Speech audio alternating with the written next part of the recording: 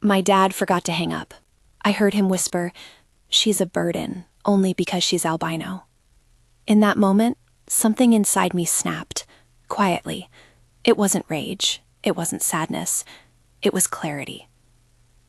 The kitchen light was too bright for the hour. It burned a clean circle on the laminate counter, where a mug steamed, black coffee gone lukewarm while my fingers trembled around my phone. I remember the sound, the little click when a call disconnects, the soft scrape of a chair pulled back. I remember how the faucet in the sink decided at that exact second to drip once, then twice, like punctuation on the sentence I had just heard. The words landed like a stone. There were a dozen ways I had expected to leave them. I had rehearsed speeches, imagined silent goodbyes, thought of packing boxes at night while they slept, imagined fights that never happened. None of my rehearsals included overhearing them, unfiltered, unguarded, saying out loud the very thing I'd spent my life dodging and denying. I wasn't only the child who never fit their expectations. I was, in their private ledger, a burden, because of how I looked, because of a trait I had never asked for, and for which I had long since learned to carry my own dignity. I sat down on the cold tile and just listened to my own breathing. It felt loud. For a second, I wanted to go back to the old ways, excuse, minimize, smooth the edges with a joke. But the sentence had done what years of small incidents hadn't managed to do. It made everything labeled and visible. It turned a lifetime of suggestions and side glances, about husbands, about money, about whether I deserved the house Grandma left me, into a moral ledger they'd been balancing, and in their calculus, I had less worth than the roof that sheltered me. I picked the mug up anyway, even though it burned. I rinsed it, put it in the dishwasher, and walked into my bedroom like someone clearing a stage. If this resonates, leave one word in the comments, so I know I'm not the only one who ever heard a truth like this and had to act on it. Growing up, love always arrived with a tally.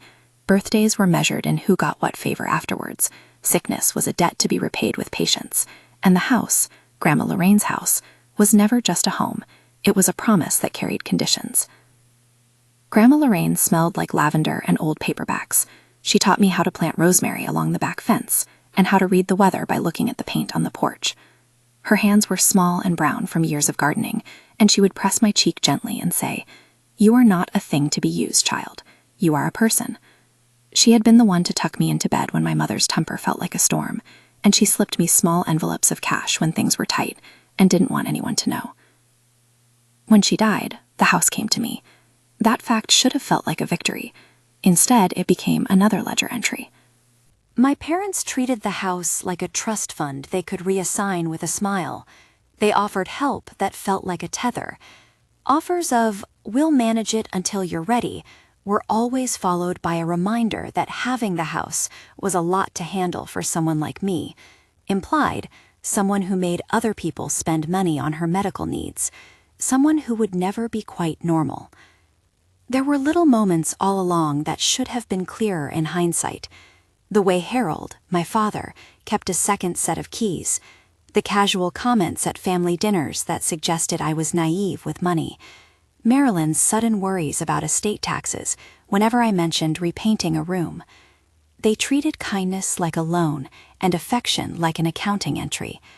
I learned to be small, to apologize for taking up space at the table, to measure my needs against the convenience of others. I learned to explain away the bruises to my pride. So when he forgot to hang up, something uncoiled inside me. I saw a life I'd been living through their vocabulary. I saw how they'd rehearsed the story of me, an inconvenient daughter, a cost to be managed. I felt shame sharpen into something precise. Not shame for being who I am, but for having tolerated being spoken of that way for years. I didn't call them back. I didn't scream. I turned the volume down, and I began to plan like someone resizing a map. The plan surprised me with how practical it was. There were emotions, of course, and I felt the hot clarity of rage. But anger was a fuel for logistics. My first call was to Vivian Hale, the name written on a brass plate at the top of a referral card I'd kept, more out of curiosity than conviction. Vivian was a property attorney with a reputation for quiet competence. I reached her on the second ring. "I think we need to talk about ownership," I said. I did not tell her everything in that first conversation. She asked questions. Was the title clear? Were there any liens? Had anyone else claimed the property? She explained options without certainty. Retained, consult, review documents. Those words were stabilizing. They turned panic into a checklist. What I did not do was make my case public. I didn't rope friends into my sadness or post a furious threat. I wanted the first moves to be invisible. I scheduled a meeting with Vivian and brought the original deed, Grandma Lorraine's will, every scrap of paper that had anything to do with the house. I cleared out old bank statements and made digital copies of anything that mattered. I changed the passwords on accounts I controlled. I set up a post office box and shifted my mail. Ethan Shaw, a realtor who specialized in off-market sales, was next. Ethan had been recommended by a neighbor, Mrs. Dawson, who had a knack for connecting people like me with professionals who weren't loud. Off-market wasn't secret, it was discreet. It meant finding a buyer who would respect the value of the house, and me, without turning it into a spectacle. Ethan understood the unspoken. Some sales need to be handled without the auctioneer shout. He talked about timing and readiness, about potential buyers who wanted a home, not a headline. There were practicalities that came with the plan. I sorted things into piles with an almost monastic calm. Keep, sell, store, donate. I found an old shoebox and a bunion of other boxes in the attic that had Grandma Lorraine's monogrammed handkerchiefs. I folded them one by one, and the scent, faint lavender, anchored me. I put aside the photos of a summer where grandmother and I had painted the garden shed blue. These were not just objects, they were my inheritance of memory. I rented a small storage unit off a quiet side street and paid for a month in advance. I opened a new bank account in my name alone. I adjusted beneficiaries where I could, all the while making notes and photographing receipts. Legalese does not carry the weight of betrayal, but it offers a kind of armor. The more concrete actions I took, the less I felt like someone still waiting for permission. The day I signed the revocable letter with Vivian, the sun was mild, and my hands didn't shake as much as I expected. Vivian explained what she could do: review the will, confirm my title, draft an agreement for a private sale, and most importantly, help me establish boundaries that were enforceable. She noted potential points of friction and suggested steps to document interactions, emails, texts, the kinds of things that create a paper trail. Records usually help, she said, not because people are always lying, but because memory is slippery. It felt like permission to make the past legible. I decided to record the rest of the house's story in a literal sense. Recording felt uncomfortable, like eavesdropping on my own life. I wasn't a dramatist casting them as villains. I was someone protecting a legacy that had been handed to me. When I needed to corroborate what had been said, I had evidence that wasn't just the echo of old wounds. Packing became ritual. Clothes were folded with care. Books were curated, the biographies that had kept me company at night, the novels that taught me how to live with stubborn heroines. I put tools into a box because Grandma Lorraine had always been practical, and I knew she would have approved. There were small acts that felt like cutting threads. I changed the voicemail grading on my phone to something neutral. I stopped answering the house phone when they called, and when Harold showed up unannounced once, I would smile politely and say I had another call. The boundaries were tiny at first and then bolder. I declined offers to help me manage things in ways that had strings attached. When Marilyn called to offer to look after the vegetable beds, I thanked her and told her I had someone coming. She hesitated on the line. It was the sound of a plan colliding with the fact that I no longer needed their permission for my life. On the morning I moved out, the sky was the sort of washed blue that makes everything look softer. The movers were professional and almost invisible. They wrapped the bed frame in moving blankets as if they were wrapping up a life with respect.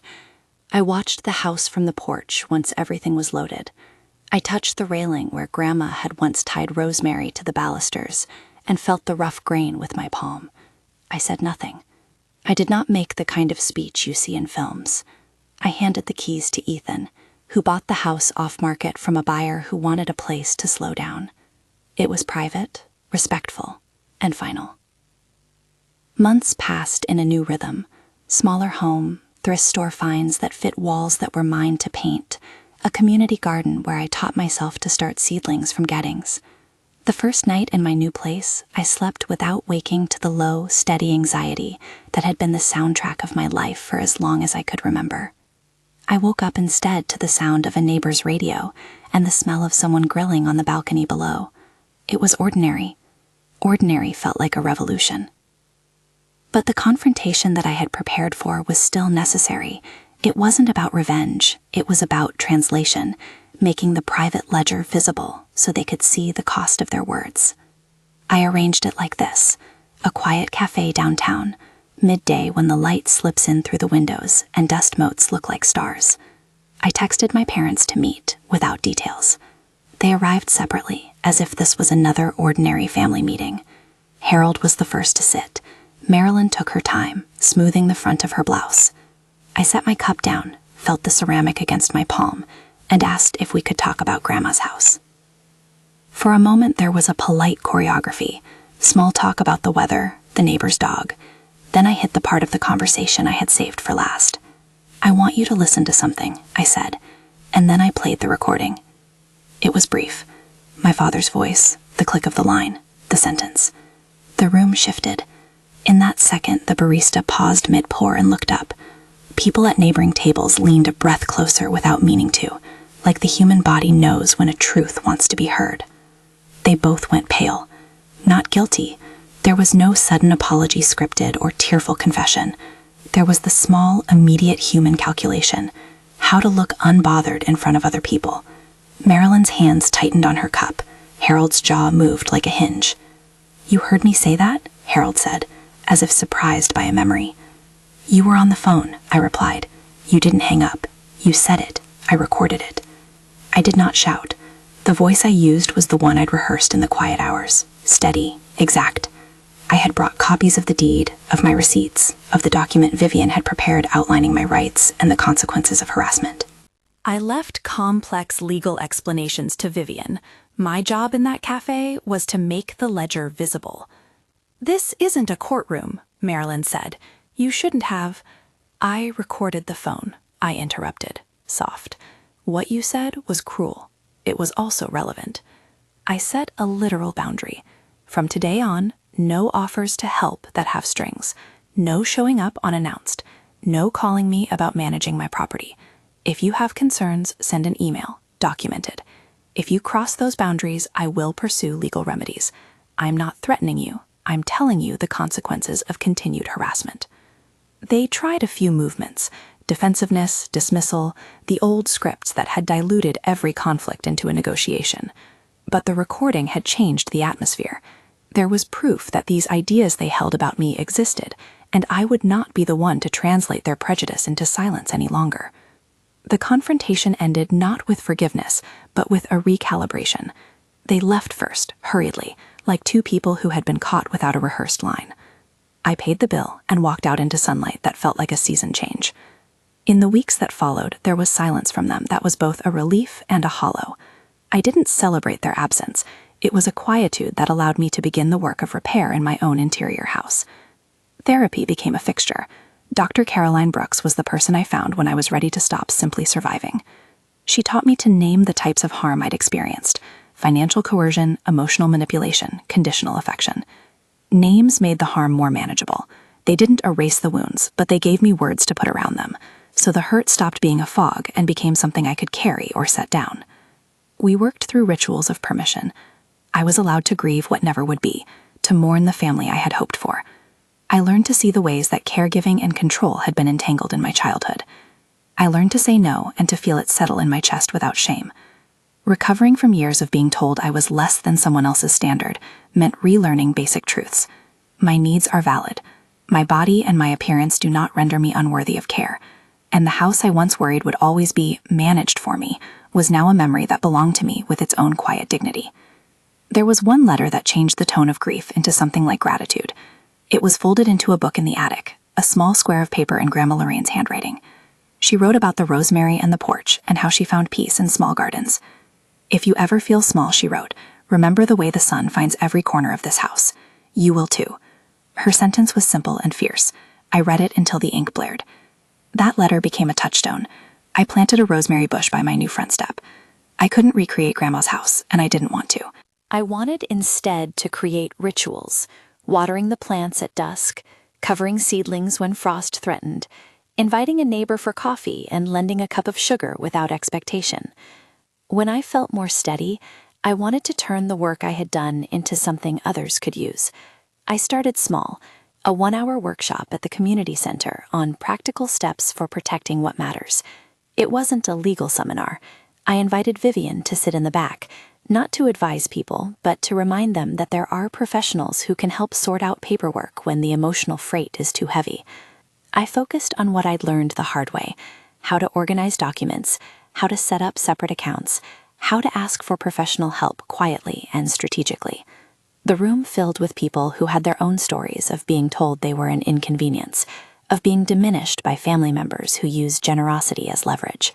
In those workshops, I said the things I wish someone had said to me earlier. It's okay to close the door. It's okay to protect what is yours. It's okay to demand respect and be met with silence instead of apology.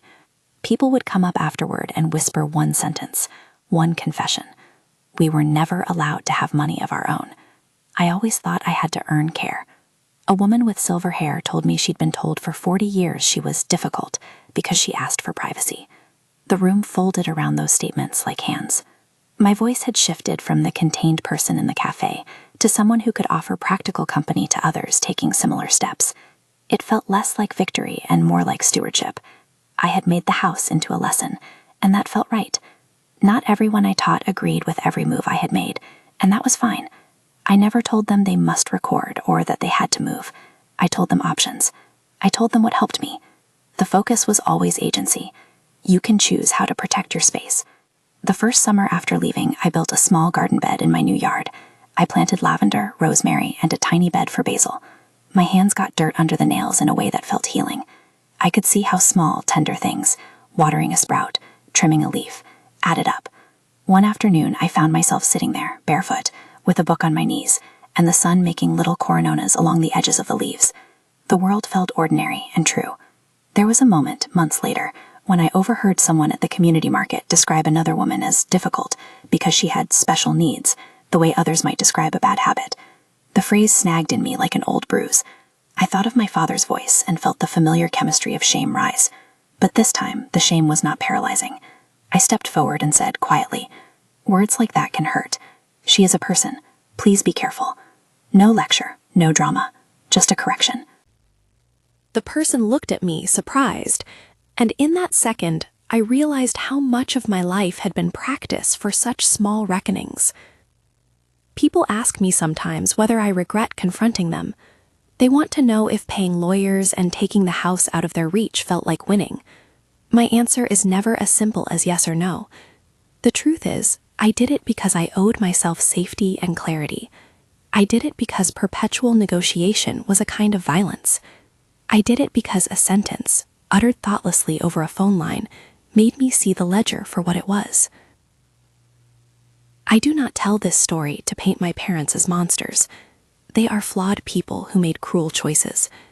They were given chances by me and by circumstance to be better, and in the end, they chose not to. I also do not say their words to make you feel sorry for me. I say them because hearing them was the hinge that opened a new life.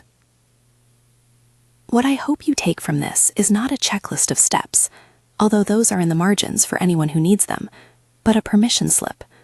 You have permission to protect your life. You have permission to prioritize your well-being. If a family member uses affection as leverage, that is not your fault. If someone reduces you to a cost or a trait, you can name it and take steps to preserve your dignity. If you're wondering about the phrase I quoted at the beginning, if hearing that would have broken you, know this. Prejudice is never a reason for shame. Having albinism or any characteristic that sets you apart does not make you a burden. The only burden is the way some people attempt to trade in your worth. The moment I dismantled that ledger, I stopped carrying what wasn't mine. There are days I still feel the ache. Some evenings bring a leftover loneliness, but those are braided now with something else, a steadiness that makes space for small joys. I have friends who come by with coffee. I have a kitchen that smells of rosemary. I have a workshop where people who are gaslit by generosity learn to make documents and plans. I have a life that is unmediated by the constant calculus of obligation. If any of this sounds familiar, if you have ever been told you were too much, too needy, too costly, know that you're not alone. There are practical moves you can make, and there are people who will help. But above all, you can start with the simple act of telling yourself the truth. You deserve a life that isn't conditional. My father's mistake, forgetting to hang up, might feel like a small accidental act, but sometimes accident paves the way for clarity. That day, when the phone line stayed open and I heard those words, I made a decision that changed the architecture of my life. I claimed what was mine. I walked away from a family dynamic that had been my default. I learned to set boundaries that protected me. And I planted rosemary, because Grandma Lorraine knew something the rest of us forget. Small, patient tending will change what grows. If this helped you, like and subscribe. And if you have a similar story, please share it below. Your words might be the permission someone else needs to start their own plan.